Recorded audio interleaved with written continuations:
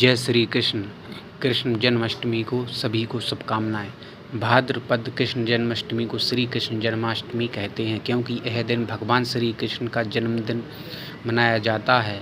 इस दिन घनघोर अंधेरी रात में रोहिणी नक्षत्र में मथुरा के कारागार में वसुदेव की पत्नी देवकी के गर्भ से भगवान श्री कृष्ण ने जन्म लिया था।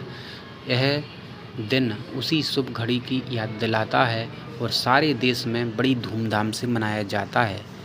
भगवान के दिन भगवान श्री कृष्ण जन्माष्टमी संबंध सभी कथा भी सुनते सुनाते हैं, जो इस प्रकार है।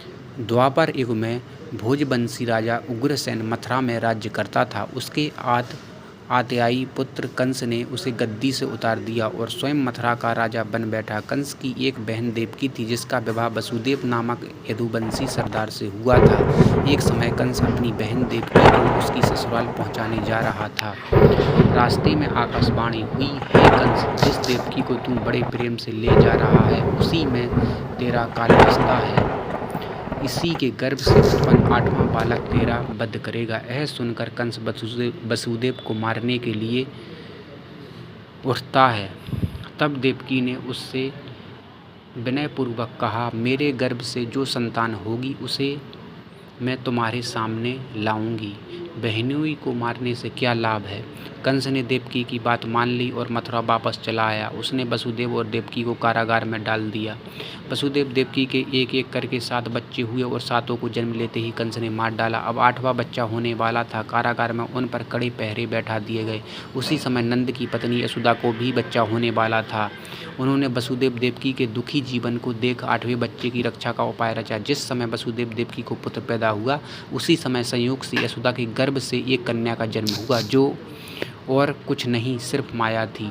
जिस कोठरी में देवकी वसुदेव कैद थे, उसमें अचानक प्रकाश हुआ और उनके सामने शंख चक्र गदा पद्म धारण किए चतुर्भुज भगवान प्रकट हुए। दोनों भगवान के चरणों में गिर पड़े।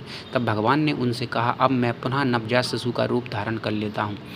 तुम मुझे उसी समय अपने मित्र नंद जी के घर वृंदावन भेज आओ और उनके यहाँ जो कन्या जन्मी है उसे लाकर कंस के हवाले कर दो।